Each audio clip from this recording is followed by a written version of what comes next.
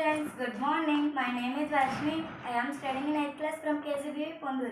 Today I will activity name is electroplating activity. Electroplating activity material required copper plate and key, connected wires and battery, glass and water, copper sulfate. This is process.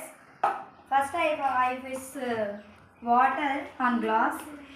Next copper sulfate mix on water.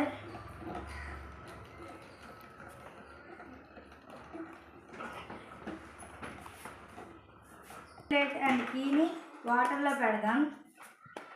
Key and copper plate ఒకదానికి ఒకటి touch అవ్వకుండా ఉంచండి.